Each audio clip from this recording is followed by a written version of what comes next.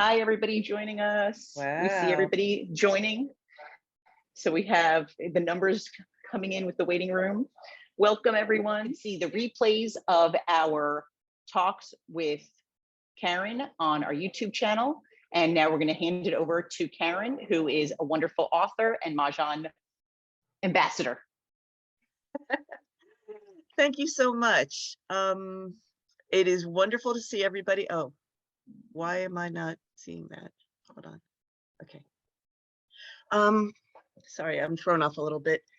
Thank you all for coming tonight. I don't know how many of you have ever seen me speak before, but I will get to the crux of why I'm here. I really believe that this game is mostly luck and only a little bit of skill. I basically say it's 70% luck, 30% skill. But my job as Bobby Fischer is to get your skill up to that 30%, to maximize your skill. And basically, I believe that the luck of the tiles that you pick really depends on how well you know the card and how well you think through scenarios so that you can make the most of the tiles that you pick and the situations that are presented to you. So that's why when a new card comes out, I jump at it. If you're on the actual Zoom lecture, you'll see that one of the first things I put up was a link to my blog. I've probably written 7 or 8 blogs already, articles this year about the new card. Every year I write about the new card, and I fully intend to write some more. And actually, I want some of your feedback tonight as to what else you want to read about. But I really think it's important to understand and analyze and think about the card creatively and try to understand it and how the hands interplay so that you can make the most of every hand that you're given. The better you know the card, the more options you have. Don't be afraid of all the freaky new hands. We're going to talk about them. But my whole point in writing all these articles for you is so that you can know the card as well as you can. You only see 30% of the tiles, but you can make the most of them. You can make the most of the luck that comes your way as long as you can understand the card and learn it quickly. And that's my job. So we're here tonight to talk about the new card. So right now, I'm going to share my screen. Now it's working. There you go. Beautiful. Oh. Okay, so this is where we are. This is why we're here. We're going to talk about the 2022 card. I apologize for that little delay. I think we're all set now. Everything's good. Okay. So it is now middle of May. I would hope about 98%, if not all of you, have your new cards. I hope you've been playing at least online with the bots, if not with friends in person. Some of us are a little more COVID shy than others. But as you've been playing, you probably have already learned some of the things I'm going to talk about tonight, but I'm just going to reinforce them. And for anybody that has questions, please, at the end, I would love to open it up for Q&A to talk about this card. But these are some of the things that way back at the end of March, these were some of the tips and tricks that I immediately seized on. And I want to talk about them as a review for you and perhaps bring up some ideas that you didn't already have. So if you've ever read my stuff before, you know that I'm always looking for the main overriding patterns. For instance, things that I call step hands, where there's pair, pair, pong, pong, kong, and it looks like a pair of steps. You know, the steps are climbing, it gets progressively higher and higher. So we have 2 of a kind, 2 of a kind, 3, 3, then 4. It just gets progressively higher. That's called a step hand. Versus the bell curve hands, where there's pairs on either end and the high point in the middle. Usually the card in previous years had featured one or the other of those 2 styles. And the main way I would look would be to look at the first consecutive run hand and see that that pattern showed up all over the card. This year, the league got a little sneaky. They have interspersed both step hands and bell curve hands. So for instance, that bell curve hand that I show in the bottom is the current year's first hand in the odds 1, 3, 5, 7, 9 section. That's a bell curve, whereas in the consecutive runs, it's a step hand. So I'm just saying there's no consistency. It's going to be tougher this year for some people because they're used to having some consistency. Another thing that I like to talk about, and hopefully you've figured this out already, but I'll reiterate. This year we have some interesting changes as to what is legal and what is illegal as an exposure. It's really important to understand this for defensive purposes, so that if someone else puts out something that is illegal, you can say, I'm sorry, your hand is dead. that can give you an opportunity to get a third, one third more picks because they're now not allowed to play the rest of the game. On the other hand, if you don't want to have anybody win and you want to slow the game down, you don't have to call them dead, their hand dead. But in any event, these are mistakes I don't want you to make, knowing what's legal and what's illegal. Any number as a pung, quint, or kong, they're all legal. Any dragon, this year, quint of dragons, that's very rare that we have a quint of dragons, but this year we do, if you look in the first quint hand. So quint of dragons is actually a legal exposure this year. And so is a pung. There are years where a pung of dragons is not legal, but it is this year.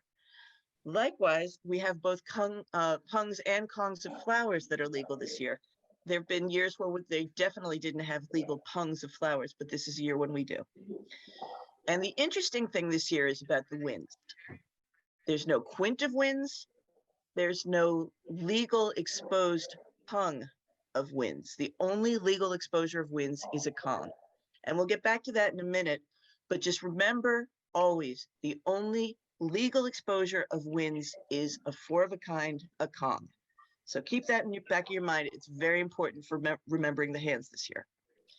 Okay, going back to what I was saying about the pungs of flowers. Some years we don't have any pungs of flowers. This year we have hands that have two pungs of flowers. Some have one, some have two. The nice thing about there being both one and two sets, some hands have one, some have two. Nobody really knows from your first pung exposure whether you're going to need more pungs.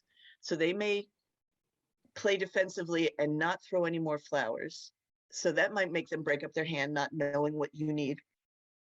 But on the other hand, pungs of flowers I really love because I feel like those are the easiest ones to make. You can use jokers. You can, if you only have one flower and a joker, you can easily call for the pung. It's so much easier than making a pair. It's so much easier than making a kong. So I'm a big fan of the pungs of flowers this year. I want to go back and talk about that very important section this year that we all know. This 2022 is a very tough hand for us to make. You have to consider every component of that meld as a single. So even though it looks like, oh, well, it's 3 twos, I can use a joker, it's a pung. No, it's not. It is 3 single twos and a single soap. And in fact, that hand that was moved up from the singles and pairs section, the big hand this year, is in all 3 suits, and therefore you need 9 natural twos. I do not do that much math in terms of calculating probability and statistics, but I will tell you that it's got to be very hard to get 9 natural twos out of the 12. This is a bear to make. And I've already told other people, if anyone makes it in person, if you make that hand, not online, but in person, I want you and your friends to document it, send me an email. I'd be happy to send you a copy of all of my books because the first person that makes it deserves a prize. So you have to get all 3 natural twos. It's very hard. What I try to tell people is if you have a choice during the Charleston, do not pass soaps or twos this year. If you pass twos, you're giving somebody that much more of a leg up in making that 2022 hand. The other thing I'd like to point out is that I love all of you, but I think it's very unlikely that any of us is going to be here for the next time this happens in 89 years when we have the 2111 hand. I think it's very improbable that we will ever see this kind of a situation again.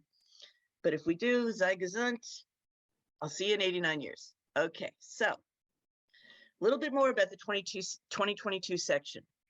As I was saying that it's such a bear in order to get those three natural twos. Fortunately, there is one hand in the 2022 section that doesn't require natural twos. You can use jokers for anything. You can use jokers for everything. Well, not everything. You only have 8 jokers. But the idea that you have some flexibility there, and even if you only have 2 of them, you can still use a joker to complete the sets. It's a much easier hand to make. So I want you to keep in mind, even if somebody puts out some 2s that you needed, you still have a shot to switch over to this hand. This is the obvious hand to switch to if you were going for the big hand. Switch over to this one because you've obviously got 2s in all 3 suits and you've got some soaps. Now you don't have to worry about the flowers. All you need to do now is just accumulate, use jokers if you can get them and accumulate as many 2s as you can, and you have a shot at making this. Whereas the closed hand, the concealed hand, is really a bear to make. Okay, So that's one of the hands that I was talking about, the big hand. The other concealed hand in the 2022 section is what I was referring to before when I said you cannot expose a pung of winds. It's if you look at what we have north and south pairs, east and west pungs, and a 2022, but it is a concealed hand. It is a bell curve with the 2022 in the middle. And the point is, you can always remember this is a concealed hand because it's using only a pung of winds. We can't expose a pung of winds, so it must be concealed. Hope that helps you to remember it. Hope it helps you to remember, oh, well, it's a bell curve, so it's the north and the south are on the ends, and then it climbs to the east and west, and the 2022 is in the middle. And that's the funny thing about this section, because they moved it up from the singles and pairs, that big hand is now part of the 2022 section, so there are 2 concealed hands in that section. I'm curious whether the league actually thought people had been complaining about why that hand was all the way down in the singles and pairs section. It may be that the league said, well, why don't we give them a break and put it up with the rest of the year hands? I really don't know what goes on in their minds, but that might have been what made them switch it over to the top section. Okay, so as I was saying before about how you could switch that 2022, the big hand, to the one that doesn't require any pairs and doesn't require natural twos, I talk about complementary hands, hands that are easy to switch to. So that was one example. Another example I'm going to give you is especially for all of you out there who love dragons. If you notice, the very first 2022 hand this year has Kongs of green and red, 2022 using any suit. It does not have to be dots. It can be any suit for those twos. But obviously the soap is a soap, 4 greens, 4 reds, 2 flowers. But what do you do if you can't get that darn pair of flowers? You've got jokers, but you can't get that flower. And what do you do if you've only got 2 of the twos and someone else has already put out more of the twos in the suit that you wanted? Reasons why you might need to switch your hand. So here's my example here. I'm telling you that this first year hand can be easily switched to that second Winds and Dragons hand, which also uses 2 4 of a kind, 2 Kongs of dragons, a pung of dragons, and 3 flowers. As I was saying before, 3 flowers is easier to make than 2. If you've got a soap already, you just make that pung in the middle the soaps. It's just an easy hand to switch to. I write about it in my blog. I could go over it now, but I don't want to waste too much time on any one slide here because I know we want to get to the questions and answers. Just understand that if it happens that those 2022, if that particular combination goes dead for you, there is a way to still make your hand functional by switching to this other hand. I recommend it. I'm sure people have played it already, and if you haven't, now you know it's a great switch.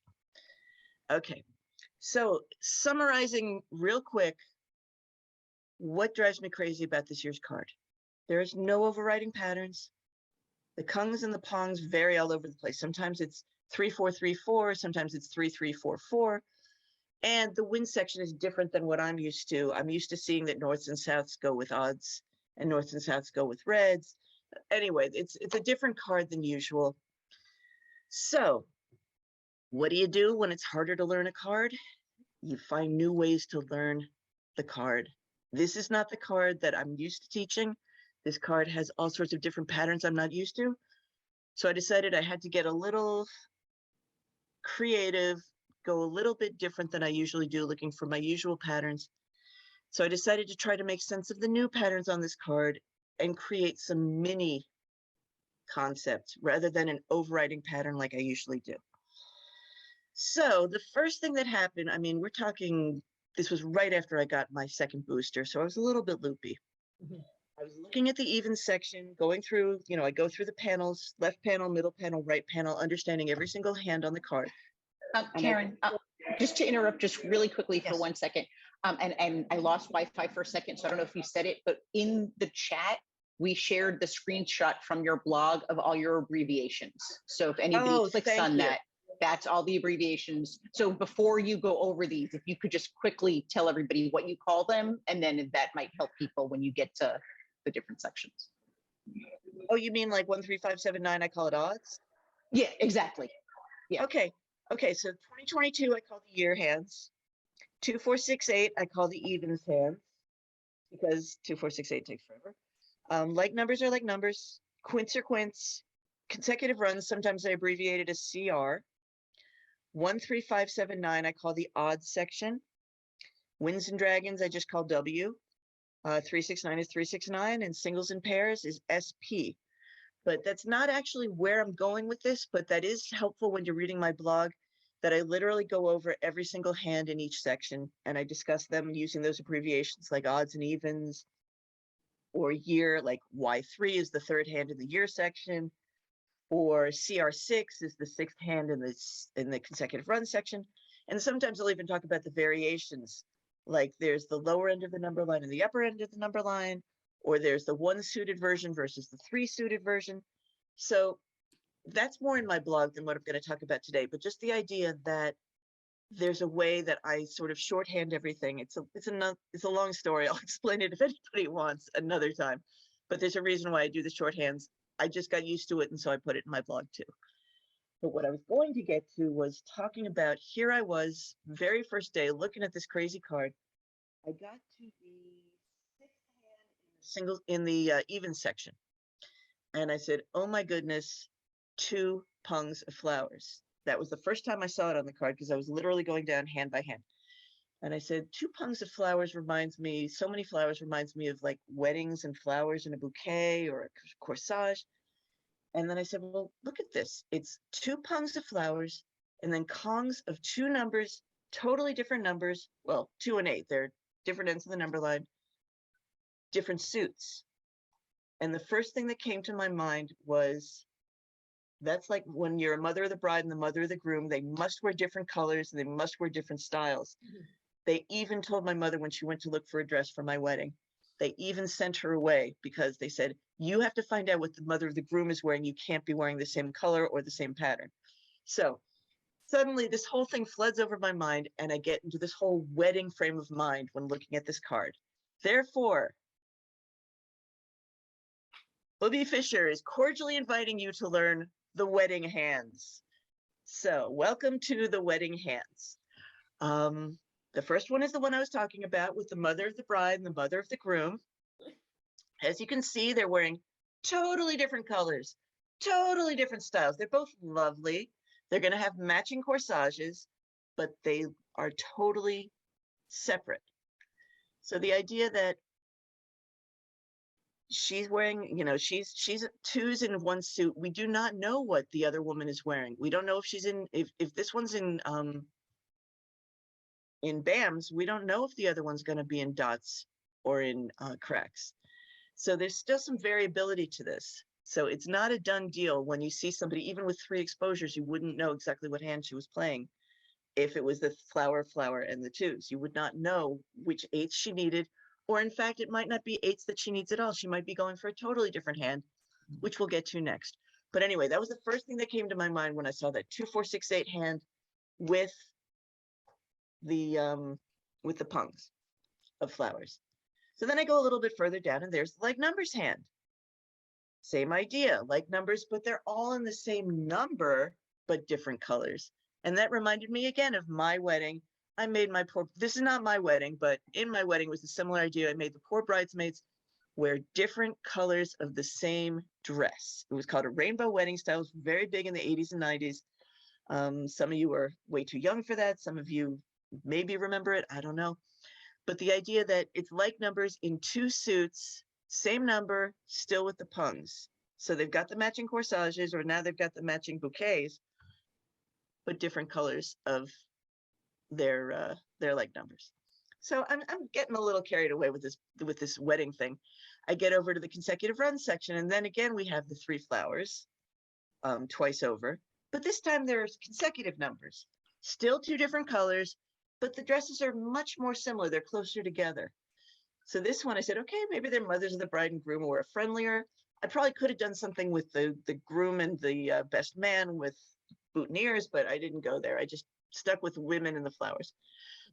Anyway, so consecutive runs, it's any two numbers in suit A and suit B, kongs of each with the pungs of flowers.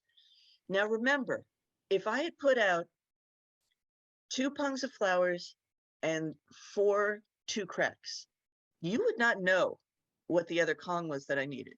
I might need another kong of 2s. I might need a kong of 8s in a different suit. I might need a kong of 1s or 3s in a different suit. The possibilities are wonderful in terms of nobody knows exactly how to defend you, and you're putting them back on their heels. They're going to have to break up their hands so they don't throw your tile. So this is one where I'm like, expose it. Don't be afraid to, because they don't really know what you want. They're going to start throwing out the 1s, the 3s, the 8s. They're not going to know what it is that you need. So it's an interesting way that these 3 hands, on the card, they involve many more than just 3 hands.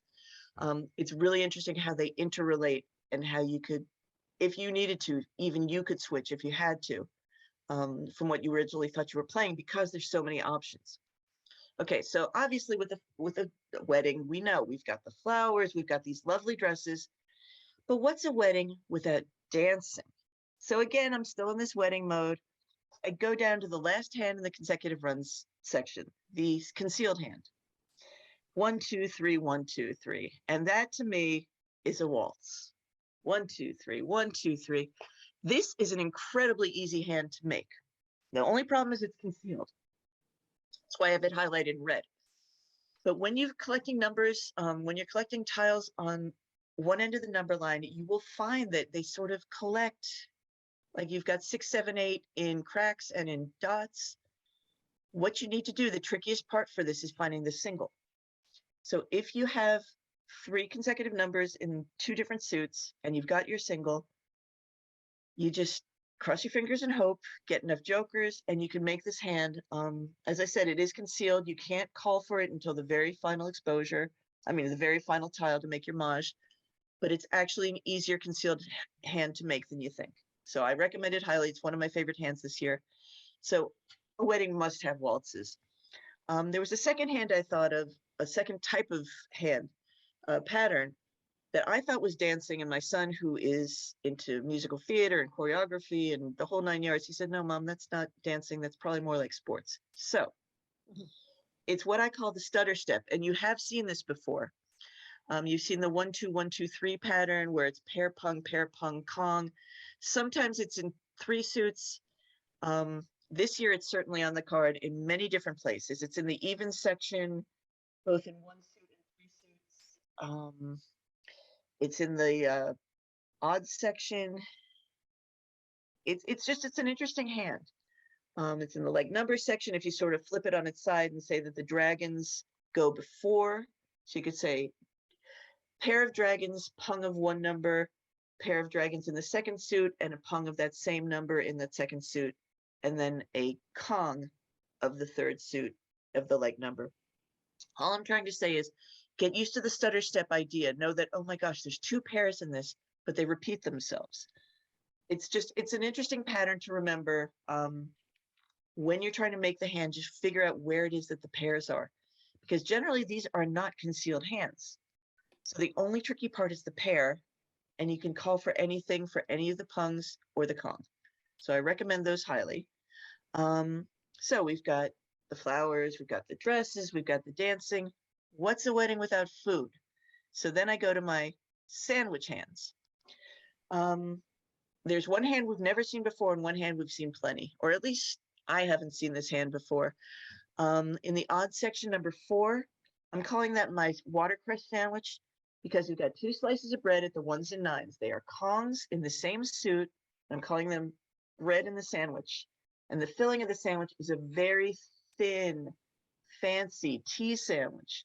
Only one very thinly spread 3, 5, 7. And then, of course, it needs a garnish of these beautiful 3 flowers. But remember that it's got just singles in the middle, and that'll help you remember, oh yeah, there's this hand with the 1s and the 9s, and in the complementary suit, it's just singles. So that might help you to remember that hand.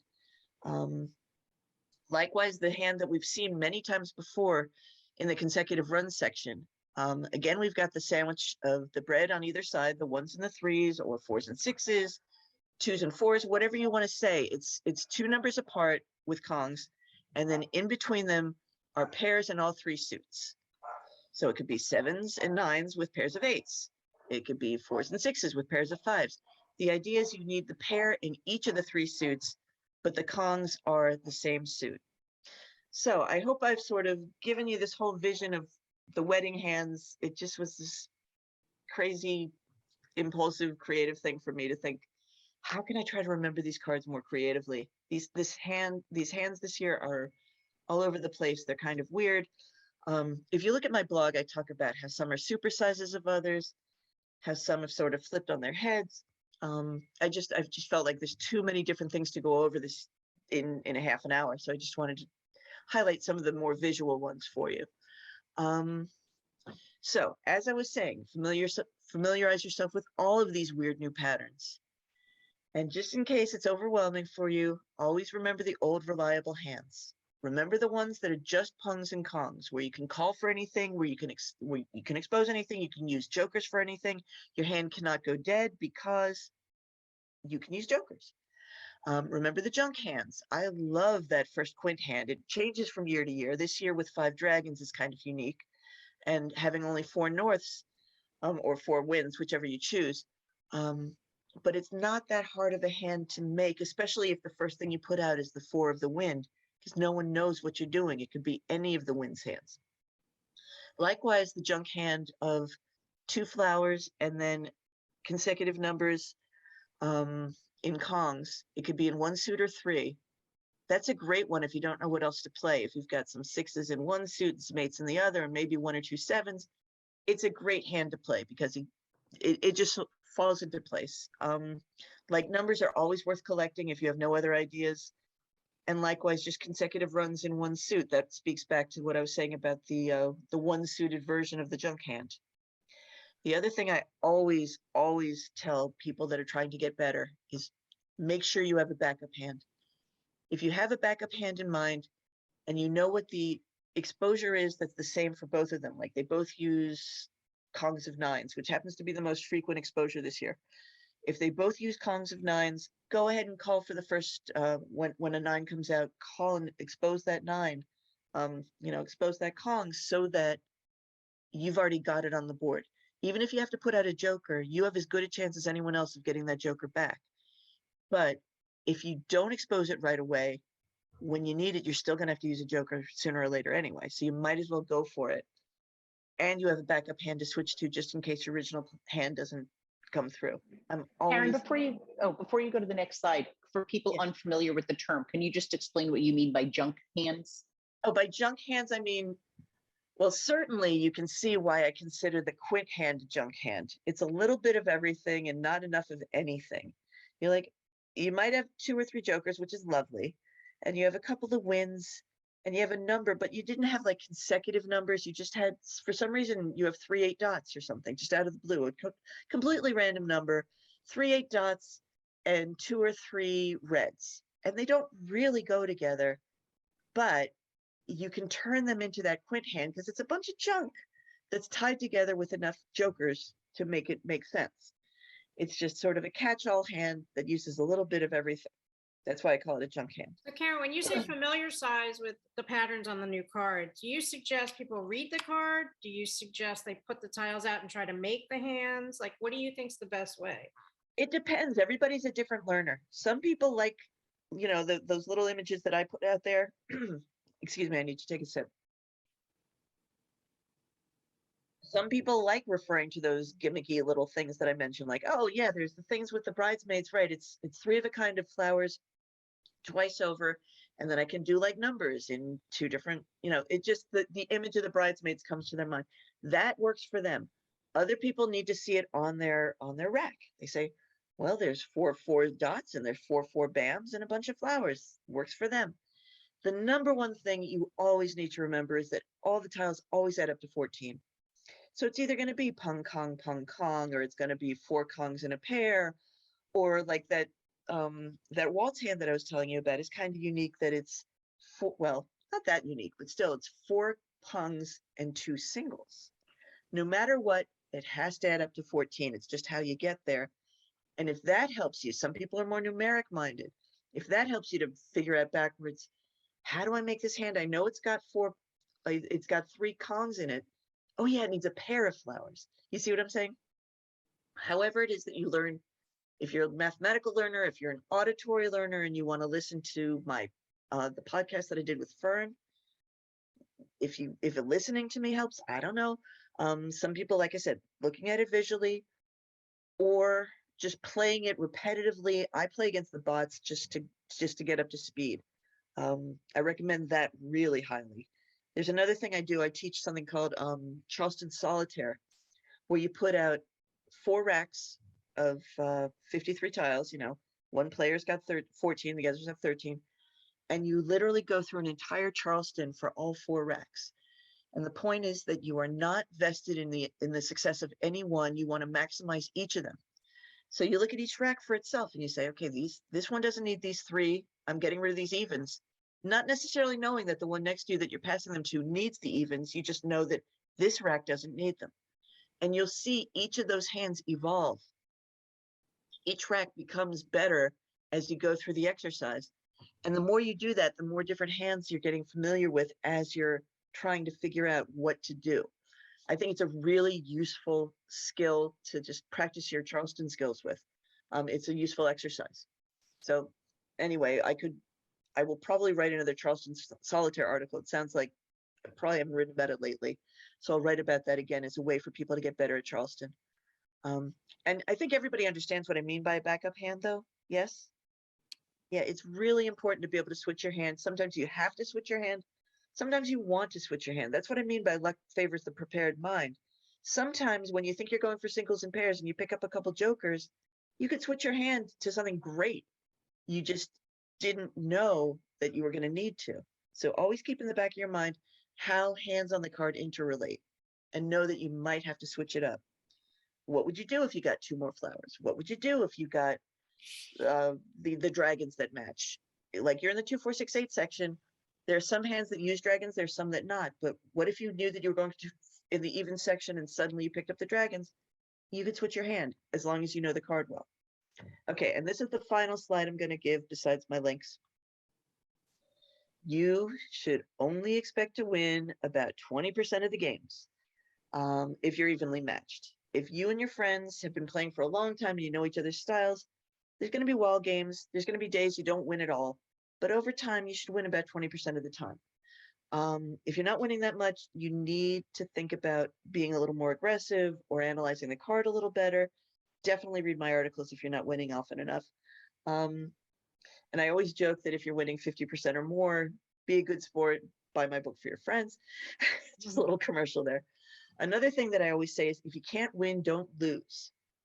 If you have to fight it out to a wall game, that's great. It's better than losing. If you have to break up your hand rather than throw someone their mahjong tile, say you've got 12 tiles left in the rack and you're 4 or 5 tiles away, you're never going to win. Don't throw someone their mahjong tile. Better to break up your hand than to throw them the winning tile. And finally, just like when we were dating and people told us, oh, don't worry if it doesn't work out. There's another guy coming along in 5 minutes. The same thing. If you can't win this hand, there's another game coming along in about 5 minutes. Just don't get too broken up about it. You will still get to your 20% of games, I promise.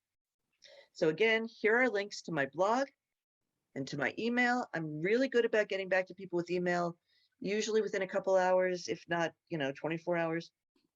And any questions you have about strategy, about history, whatever, I'm happy to answer them now, but also if you want to email me privately, I always get back to people.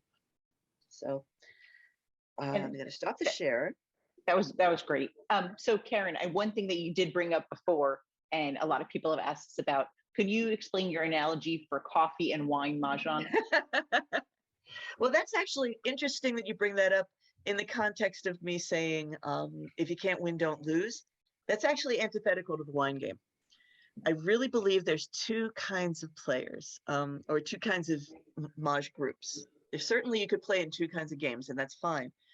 But when you're in a wine game, it's very laid back. You don't even actually have to drink wine, but just the attitude is sort of, we're just here to have fun. We're here to unwind. We're really more here to fetch and hang out with our friends and maybe have a good snack than to be serious about the mahjong. Like in a wine game, somebody say, oh, it looks like you need a flower here.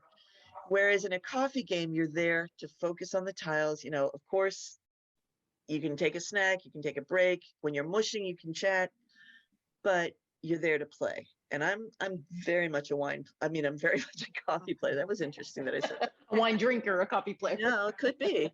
No, but I'm very much a coffee player. It's like when I'm there, I want to play. And there's always a chance to chat with your friends after, but I don't get to play with friends enough. So when I'm there, I want, you know, when I'm with people, it's like, let's get the playing done and then we can sit around and chat. So for people who are on the time delay and they're on our YouTube live stream, we know you can't chat with us, but if you email modernmahjong@gmail.com, that's modernmahjong with 1 G, gmail.com, we will be monitoring our emails, and in between questions from the Zoom group, we will ask Bubby. So actually it's kind of quiet. I think you answered a lot of the questions. Well, there were some things in the wait. chat. What happened there? Oh my Wait, goodness. hold on. Somehow Elaine is sharing her screen. That's weird. Yeah, usually it's only a host that can do that. So we'll stop that for a second. Let's see. Stop participant chat. Okay.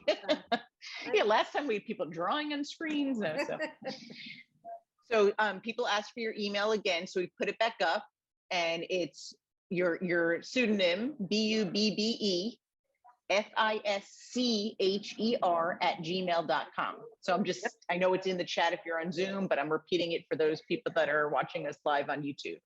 And we will be sharing the replay of this on YouTube, and we'll include all of Karen's information, as well as her blog and her links to her blog post on the 2022 card. Okay, so somebody popped in and said, Vicky said, what do you do when you start with a hand that makes no sense with no families, etc.? Okay, well, there's two things you can do. One is to try and make the best of it. The other is to just pay really close attention to what's being passed around. I mean, I have a friend that always wants to play wins, so she'll just wait and take all the wins that come around. Sometimes there's another thing that I've noticed is that fours seem to be, obviously this year twos are very hot. Nobody seems to want fours. So if you just collect like numbers as they come around, you might be able to turn that into something. The other thing to remember is you're not going to win every hand. This is what I was talking about with the 20%. What I tell people is make the most of the hand that you've got. But I remind them that in a deal, on average, you're only going to get 2/3 of a joker and 2/3 of a flower, which means sometimes you get 3 flowers, sometimes you get 0. More often you get 0 if you're going to, but over time it averages out to 2/3 of a flower and 2/3 of a joker. So if you get a really crummy hand to start with, just make the best of it. Like I said, either start collecting like numbers or focus on an end of the number line. I mean, you could say, well, I don't have enough of the dots and I don't have enough of, like, there's no one suit that's outstanding, but, you know, try, see if there's enough like numbers, or if it's the 1 through 4 or the 3 through 7 or the, 6 through 8, maybe you can make something of it with consecutive runs. There's got to be some sort of pattern in there somewhere. You see what I'm saying? Yeah. There's probably some way to salvage it. You may not win, but definitely watch what else is coming around and try and pick up things that will be beneficial to you, and always play defensively. If you don't have a shot, at least try to stop somebody else from making it. That's great. So we typed the answer in the response. Elaine asked if you pick the self-pick the big hand, do you get paid double? And self-picking, you do get paid, but jokerless, you do It's not. already jokerless, so obviously you can't double for that. But yeah, self-picking would definitely double it. And what's nice about this year is, even though they moved it, which confused people, is they did add that second sentence that 2022, the grouping, there can be no jokers. So just for, we have players that are beginners through very advanced players on today, because I see the names, just so people know, the word grouping is only applying to the 2022. If a hand has the year in it, you could still use a joker somewhere else. You just can't use it for the 2022. For those greens or for the reds, for instance. Yes. So we You had a could definitely question, do it. can you talk about the third hand in quints, so Q3? Ah, Why is it spaced that way? Do you have any idea why the pairs are spaced that way? Right. you mean why they're right next to each other? Yes. Yeah, it's 1, 1, 2, 2 together. Yeah, that's very strange. They didn't have to do that because you can see there's plenty more room on there. You know, there's enough dots that they could have stretched it a little bit. Mhm. I really couldn't tell you. I don't understand. There's a couple times that they squish things together. I think the 4 and the 6 are together as well on several hands. Right, if you The go single down to 4 the and 6. concealed hand in the even section, that Yeah. one that it looks like it's 4 pungs, the 2, 4, 6 as a pung, but it's not a pung, it's 3 singles. Right. But yes. Yes. So sometimes I they- think the card is consistently inconsistent. I mean, it's consistent, you know. So, that is the perfect explanation of this year's card. I love that. Consistently. so inconsistent. another question we got. Okay, so that was Gigi. Well, and Heather's raised her hand, so. Okay. Here, while you're unmuting her, she was saying, Karen was saying you can add more analogies to your wedding hand if you consider the types of families that may be among your guests. You could add to your analogies. That's Oh good. boy. The plus ones, those could be, Oh yeah. you could have I was, when you were saying the hands that were similar, I was thinking like maid of honor and matron of honor, like those could be, you know. Well, I got to tell you, I have a friend. This is very off color, but I have a friend who is always You're being referred to- recorded. I know. In the singles and pairs hand, Heather, can you wait just a second while I tell this little quick story? I actually, Okay, Heather, Yes. let me tell this quick story. The final hand in the singles and pairs, where it's we've seen it in different variations. Sometimes it's 987, sometimes it's 123. This year it's 369, where it's pair single, pair single, pair pair in the 3 different suits. Right? My friend refers to that as number vomit. So if you really want to talk about bad behaviors at weddings, that was. There's always that one person that's had too much. And sorry, we can go back to Heather's question now. I'm sorry. Okay. Thought I'd Now draw that, it that in. visual will not get out of the. Now you know number vomit. There you go. We'll just call it the NV hand. can you hear NV. me? Yep, Yes, Heather, Heather. what's your Okay. question? So I came in a bit late and I'm wondering if you talked about passing in the Charleston. I'm always concerned about passing 2 of the same number or 2 wins, and I wonder what your advice would be on that. If you have the option, I mean, if those are the only 2 tiles that you have, like if you have nothing else to choose from, you got to do it. I mean, if you are forced into a corner, you're on either your first across where you can't steal, or your second across where you can't steal. I mean, you can steal on the first left and the final right. But if otherwise you are forced to keep passing, you might have to do that. I prefer not to pass. I know somebody told me that they were taught never to pass 3 wins. It's like, if that's all you have, pass them. I mean, sometimes you're forced to. I think it's a philosophy of, I mean, you were saying win, or if not, have a wall game. I mean, some people would prefer never to pass something that would help someone. Like it's just Oh, style. that's- I think that's it's so personal. I early in think the game. Yeah, I agree. I go for what I need. I mean, Yeah, exactly. so we You had a wanna shape question. your hand. You threw out the number 70% luck. And I know on our first Zoom that's on our YouTube channel, the replay, you went into that when you go to tournaments, you keep a sheet and you wrote down what you started with, what you ended with. How did you come up with the 70%? Well, we each get, a quarter of the tiles. We get to pick a quarter of the tiles. Sometimes we're in the fortunate position of being able to call for tiles, but there are so many tiles that we never see because they're sitting on someone else's rack, or they throw them before we're ready to call for them. There are so many tiles that are out of our reach, out of our control. We can't change the order. We're like, oh, she threw that 2 turns later. I had the joker. I would have been ready to call. Out of our hands. We can't do anything about it.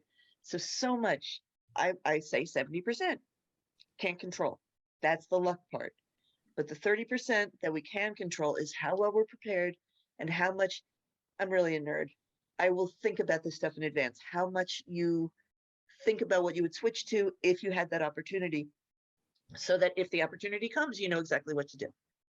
So that's what I'm saying, is that's where the 30 versus 70 comes in. So it's interesting. In Mahjong Made Easy, the official instruction book, they don't call it a rule book, they call it an instruction book. Right. They talk about what you said before about if there's only a certain number of tiles, they say you dog your hand, dogging the tiles, that you are supposed to. They recommend you play defensively when it comes to the end of the. Right, towards the So end, we- if there's no way you can win. So we got an email question. There's one there's one wall or more left. You have a tile that may Maj someone.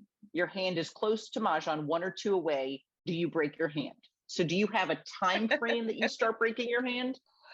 It's such a funny question because there's, honestly, it depends on the person, and you must always do it this way or you must always do it that way. You know, if you've been winning all day, it's like you've gotten into the attitude where I can afford to lose. I'll throw because I want to take that risk. I mean, I will remind all of you, this is gambling. This is gambling. We're playing a game. We don't have any guarantees here. So that's why I'm like, let's take a chance.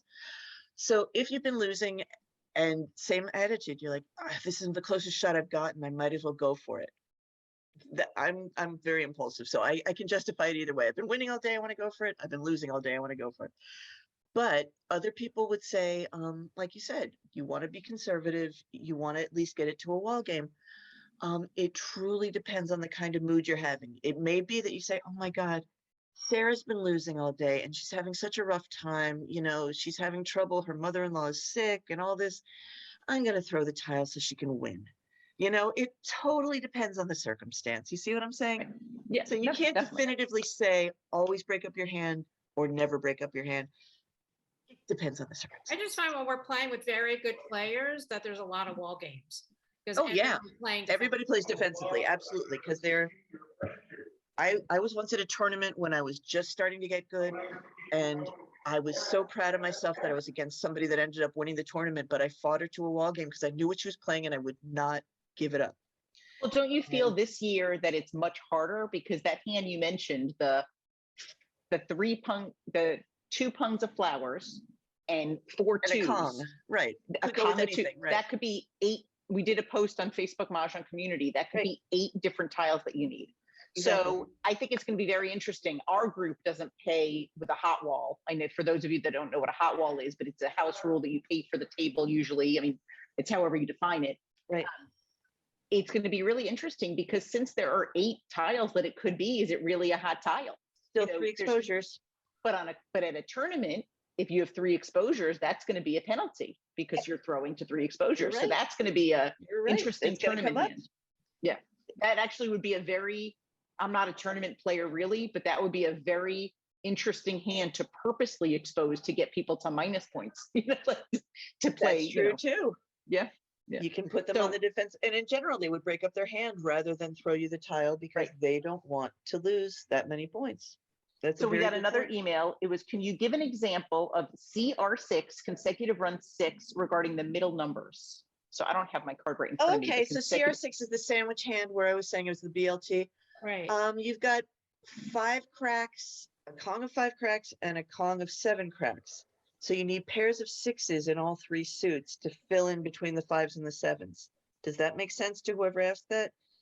That's what it means. It was Deb, but we will reply to her and give her your email address to follow up if that didn't help her. Right, the understand. idea being that those 2 Kongs have a number in between that is filled with all 3 suits of the pair. Right. So Yeah. like 5 and 7 have 6s in the middle, 4 and 6 have 5s in the middle, whatever it is, it's pairs of each of the 3 suits between the Kongs of the same suit. Those So 2 we have ha- to be the same Well, suit. yeah, just Wendy said I'm a visual learner, so I thank you for the wedding pictures and the food pictures. To me, that makes such sense. I see the hands with those pictures. I'm That's so great. happy. And then we had a question, what is the best way to get better? The backup hand is absolutely essential. Thinking about how hands in different parts of the card interrelate. It drives me crazy when people, I'm not fond of betting because people will expect that you know what you're playing at the end of the Charleston. And you were talking about how I keep statistics at tournaments. What I think I'm playing at the end of the Charleston and what I end up playing at the end of the game, like what my hand turns out to be, literally changes 50% of the time. But that's because I know my card. If I didn't know my card, I'd probably do or die, stick to the same hand the whole time. Oh, somebody froze. Did I freeze? No, you're good. Okay, good. So because I'm flexible enough, I can switch my hand. But if you are so stuck and only play the hand that you started with, you're not gonna, you're closing yourself out of a lot of possibilities. When I used to teach beginners, I knew people that would only play one suited hands, or people that literally that one suited and it had to be that suit. She only played dots because that's the only one she understood. So there were people that would only play one suited hands. There were people that would only play exposed hands. They would never play concealed, or they wouldn't play quints.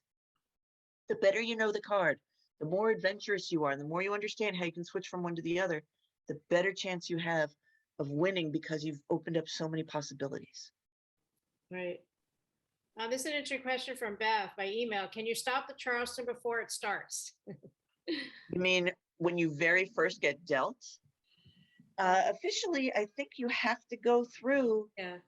the first series, the first three. Unless East has a heavenly hand. That's the only way. Yeah, it Has has that to be East. Yeah. They can really say that? And right, East is the only one that has 14 tiles. So exactly. Right. Yeah. And then another email we got was Susan finds it this year, her friends and her find singles and pairs hands are much harder than before. Do you agree with that? No, not necessarily. I think you just have to give it time. Some of them you've seen before. There are some singles and pairs hands this year that we've seen before. Like I said, the Envy hand has come up before. What I call the Skinnylicious hand is the 5th hand down in singles and pairs. It's another of those sandwiches where it's 2s and 8s of the bread, and then thin 4 and 6 in 2 different suits. We've seen that before, and we've seen consecutive runs of pairs before. I mean, singles and pairs are just what they are, and you just have to go with it. I'm wondering how many of you have played that second quince hand, because that's a very precise, must be exactly that hand. I'm wondering how many people have actually gone and done that one. So, but And yeah, then singles and another pairs- question we just had, are there other complementary hands besides the ones that you mentioned that you could recommend? I was going to ask all of you if you'd like me to write more articles about that. That would be great. If that seems to be something people want, then that'll be one of my upcoming articles, because I need feedback. You know, I always say, you know, email me, tell me what you like, what you're interested in. And nobody ever does. So I'm sort of hopping off on my own Well, little. what I think would be a great article would be, let's say you had out of 14 tiles. I know usually if I get 2 or more jokers, I'm already looking at the quints. But if you don't get them right away and you start getting them with the pick, it's amazing when you have the jokers, how flexible the card could be because of the backup hands. So I think it would be great if you just kind of, I mean, not to give you work, but if you went through and showed, okay, so if I had these and I picked a red, then I could do this hand. But if I Right, what picked would I a- switch to? Yeah. That's a fun idea. Yeah. That's a very visual thing, though. I'm gonna Yeah. have to like get Oh, yeah. graphic. But Yeah, it this was is a a- nice email though. It says, I want to thank you, Karen, for saying it's okay for a rare throw to help someone having a rough day. I've only done it once on a non-money day, but the look on my friend's face was worth it. So Yeah, I mean, that's bottom line. very We nice. all want to win. Well, not the wine players, but most of us want to win. But these are your friends too. And if you know, that's part of what I talk about when I talk about the psychological benefits of the game. I talk about that it's cognitively challenging. I talk about that it's a great social bond, and that it's also emotionally really satisfying to win. And we all need that little boost of endorphin. But if you know somebody's having a rough time, I mean, no skin off your nose. There was this woman that I used to play with. She was so sweet. She would pass things that she shouldn't have passed me, but she knew that if I got a soap, I was going to run with it. But she passed me a soap every now and then. I mean, Mhm. she wanted to lift my day. So another question we just got is, do you play in tournaments? What tournaments do you go to? Local tournaments near you? I used to throw them. I haven't done a tournament. Well, I did one little tournament last summer when I'd been vaccinated, but I used to throw them at my local synagogue. We did.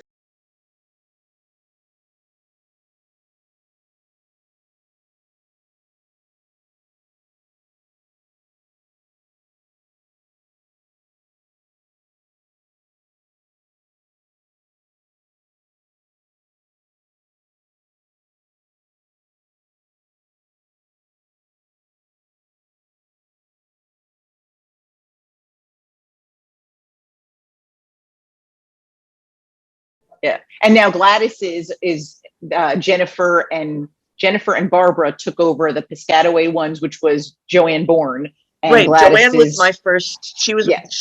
I learned how to run a tournament watching how Joanne did it. I thought she did Yeah. great. So Joanne job and with running. Gladys, both of their tournaments were combined, and now that's called Mahjong Fever, and that's run by Jennifer and Yeah, Jennifer mother Bayer. and daughter team. Yeah. Yeah. Right, I haven't met them yet. I haven't played since COVID. I haven't gone to tournaments, Yeah. but no, Piscataway, if you read my book, we're- I talk about Piscataway tournaments. Yeah, They were we're great. planning on heading to Piscataway at some point. Awesome. I'll take you out to dinner. We'll have a good time. Yeah. Because that's like 20 minutes from me. Oh, that's awesome. So Esther asks, what are the best combinations if you don't have any jokers? And I'm not sure if you know where she's going with that, or we could ask Esther to unmute if she. The whole question is, what are the best combinations if you don't have any jokers? Well, obviously you have the option of going for singles and pairs. And the nice thing about singles and pairs is it's concealed, so no one knows what you're doing. And you can always switch because you haven't exposed anything. So if you do start to pick up jokers, you can switch over. But while you're starting with that, you might as well be going for a singles and pairs hand. If you think about it, all of the singles and pairs hands are just representing a section of the card already. Like the third hand down is a consecutive run one. It just happens to be in the singles and pairs. So if you get enough jokers, you can sort of supersize it into the consecutive run section. So that's where I would start from. So one of the emails we got from Kathy, it said, you mentioned that fours are thrown often. Oh, they're passed often. It just seemed like nobody wanted fours. Okay. Like you need the ones for the number line. You need the twos for the year this year. 369 has its value. Fives are important for 1 through 5 or 5 through 9. It's like 4 was sort of the afterthought. And the 2, 4, 6, 8, that one hand must be eights, and then the other could be any of the numbers. So I think eights will be held on more than the 4s and the 6s. Right. And just for whatever reason, it's always that 4s. Just, I would say like numbers in 4s is probably easier to get than some other numbers. Do you think that there's other tiles, she was saying, that are also passed in the Charleston similar to 4s? Are there other tiles that you notice? It's random. It's really random. Somebody asked this, but this is a similar question. How do you start a hand with nothing that makes sense? Do you look at odds and evens, highs and lows? Oh yeah, absolutely. Odds and evens, highs and lows, or even just, like I said, sections of the number line. 1 through 3 or 1 through 4, 4 through 7, 6 through 9. There might be some consecutive run gold in there that you haven't noticed because you were fixated on evens versus odds.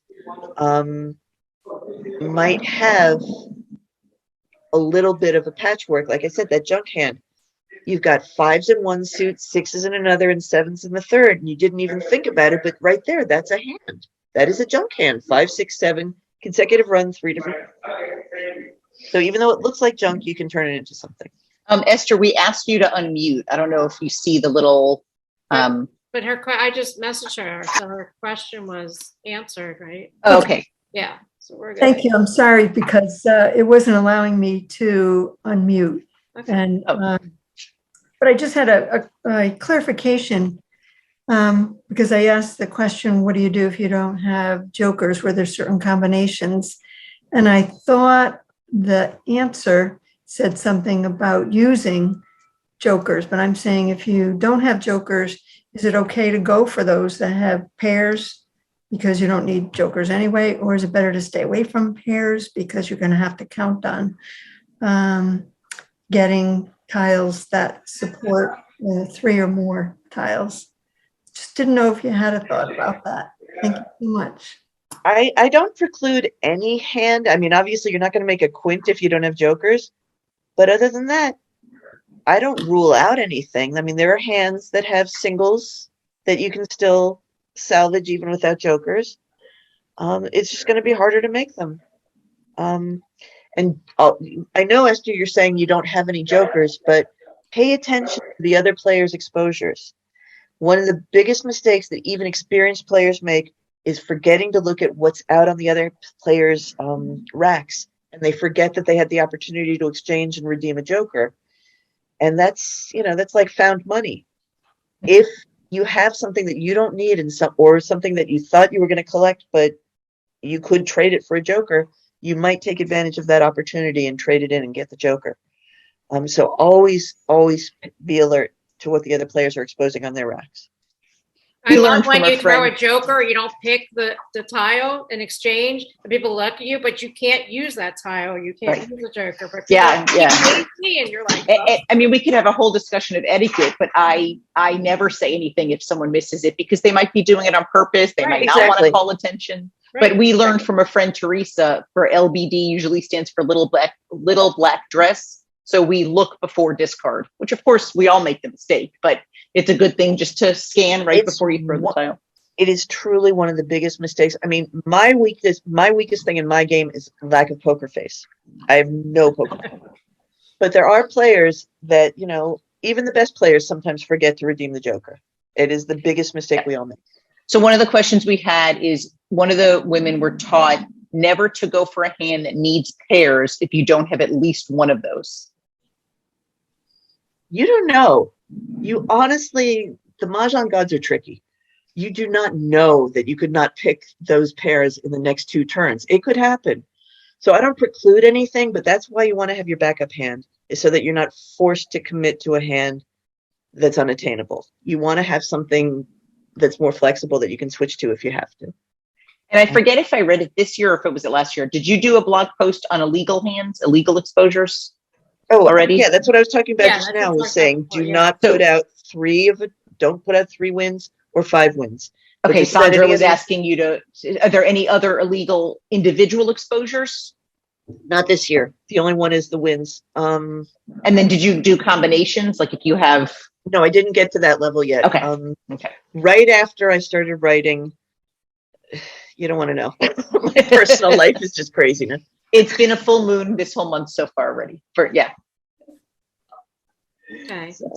Well, So that's interesting. We were asked by Stacy, this is something, if you're getting your first set, what variations are out there and what would you recommend? And just to kind of, I'll answer and then give the mic to you. Sure. One thing that Donna and I have come across, because a lot of people will send us messages and say, I bought this set, I didn't make sure that you are, if you're here on this call, then you're playing by what a lot of people nickname American, which is National Mahjong League rules.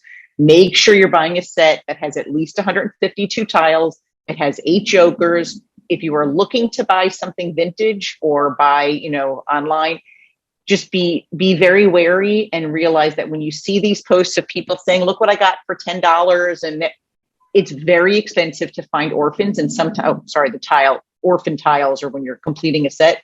And sometimes it's best to leave it to professionals who complete the set. Make sure to see a picture of the back of the tiles. Make sure that they're all uniform, because I know I'll kind of like elbow Donna and I'll point to a tile. If a tile has a big scratch on the back, then you'll know that that's the 9 bam. And then whenever you see so there's a lot of considerations. Stacy, feel free to email us. Feel free to check out our website. I mean, We have especially beautiful replicas. Bakelite. No, because Bakelite tiles change color over time. So some are they lighter, get some are discolored. darker. So when you see an inexpensive set on eBay, I mean, you kind of know which one are the flowers or so you have to be very careful. So. Yeah. And it's wonderful to get into. I mean, I love collecting sets. It's a wonderful hobby, but just buyer, definitely beware and know that there's a range. A lot of times somebody will post a picture and we'll see 20 comments. I have that exact set. And it might look very similar, but the tiles that one person has might be a rare set that could be worth $2,500 and another set could be worth $150. So they could be Talking very about similar. my comment, I said I have that green triple layer lucite set. No, but you do. You have that I do exact set. You do. But I'm it just makes saying. it more valuable if you have 8 natural jokers that came with the set, as opposed to 2 and then 6 or stickers. Exactly. So there's a lot of different. So if you, Stacy, who asked the question, if you're looking for a set and it doesn't have 8 natural jokers, but it has 8 blanks that match, you could always buy stickers to make the joker tiles. So there's a lot to consider. And also some great things is if you have friends that have sets, play with a lot of different sets. Some people like when the dragons are the symbols. Some people like when the dragons are an actual dragon. So, okay, now that I did my piece, now it's to you, Karen. Well, I just wanted to recommend 2 things, and it's very similar philosophy. If you're a new player I recommend getting the most plain vanilla set that looks like what they use online for the online games. Just learn it without all the ruffles and flourishes and the personalized jokers and the whole 9 yards where some people have the one bam looking like an owl and, use the plain vanilla set till you're really comfortable. And likewise, the same thing, when you're using your vanilla set, use the official rules.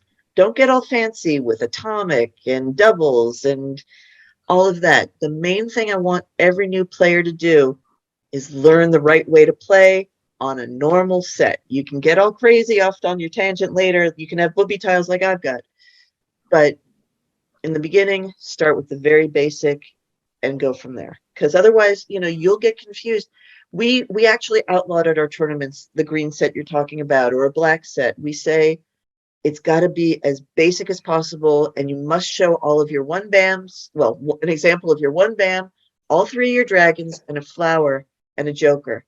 Because otherwise, players who aren't familiar with your set are going to be at a disadvantage. You really need to have common agreement of what is fair. Yeah, that's one of the posts we did. We said, if you're ever playing at a tournament or just in a new set, before everybody mixes the tile, because once you have it in your hand, you don't want to ask because then people know you have it. Exactly.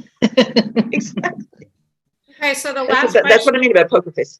So the last question we're going to ask you is, can you pick up a single tile or a tile to complete your pair to make Mahjong? Yes. Only to make Mahjong, though. Only to make Mahjong, yep. So that's a good question because we get asked that a lot on our Mahjong community Facebook page. Yeah. So that's a good question. And that's unconcealed, exposed to anything. Yeah. Yeah. Right. That final tile is the magical one that you can call for exposure, and that's the end of the game. Right. Yeah. Good. Okay. So we're So going to I'm wrap just- it up. You were asking about tournaments. We just want to let everyone know we do have our Modern Mahjong Marathon Tournament going on. It's Mahjong for Memories, raising money for Alzheimer's Association. So we call it marathon because it's going on now all the way through June 21st. You can play in person or online. You can contact us. You can sign up. We send you a custom score sheet. It's a great way to raise money for Alzheimer's because we haven't been able to have an in-person fundraiser for over 2 years. So please look at our website and hope you join us and help us raise money for Alzheimer's. You know what, Donna, I'm going to share my screen. Tell me if you could see. Can you see my screen? Yep. Okay. Can you tell everybody about it? Oh, so this is a new product that Darren and I came up with. It is actually called the Mahjong Giving Platter. And we wrote the poem, which you can read. But the idea is that you buy the platter, you fill it up with food, you bring it to your friend's house or wherever you're going to play Mahjong, you leave it at that person's house. Then the next time they take it and they bring it to their friend's house. And it just keeps getting passed around. And it's just a very nice thing. We also have a platter without the poem on it that has the tiles on it. So this is new for us. It's melamine, it's heat safe. And No, it's not melamine. It's melamine. It's not melamine, but a thermosafe. thicker, yeah. But it feels like it's a very light platter and it's a lot of fun. So we are happy to introduce this new product. And no, you can go ahead. okay. And then if anybody here is a teacher or knows of teachers that they want to share with us, you can email us at modernmahjong@gmail.com. We love for free. We just love sharing and getting the word out. I mean, some people just don't have the ability to reach a wide audience, and we like using our audience to help players. So if you're a teacher, please email us. If you have events and tournaments coming up, if you want to see Barney's card review. And then we also have a lot of people are asking tournament questions. This is Barney's tournament crib sheet, as well as on Facebook Mahjong community, we ask people, what are your tips for tournaments? So that was something that was great. So those are all available on our website. Okay. So Don and I are just checking. Sorry if it looks rude that we're looking away from the screen. It's just that we're monitoring the screen. So Karen, thank you very much for joining. Karen was our first Zoom call. And here we are 2.5 years later. So, you know what? It's great. We're ending, but I know this, we have to clear this up. Your presentation was fabulous. And then the question was, do you play 13 or 14 tiles? Oh, you saw it. Okay. I play 13. I don't know. I don't think I can make my brain work for the 14. I don't know how to do that. So you're everybody in said it was Florida. very valuable. Yeah, Darren, I was taught to play with 14. We were taught Yeah. we were taught futures, which is there's Right. 14 and Right, there's exactly. futures. Yeah, but- If you're learning, I really wish that I bought Mahjong Made Easy or a book when I first learned to know the right way to play. I really wish that I didn't start with futures because it's very hard. I mean, when I play in other groups, I sit on my hands, literally sit on my hands to remind myself to pick, exchange, disco, like otherwise you're dead. If I see a joker that I could expose for, I get so excited. I go to exchange the joker and I'm dead because I didn't pick first because you have to have 14 tiles. So yeah, I really wish that I, like you said earlier, learn the rules first and then learn house rules. Yeah, everybody So should that- learn the right way because then you could go to anyone's house, any state, and you could play in tournaments. And Darren, Yep. I mean, I've learned the hard way about that. So Yeah. Okay. So, Very good. Thank you for having me. Thank you, Karen. thank you. Thanks for joining us, everyone. Thank you. Have a good great night.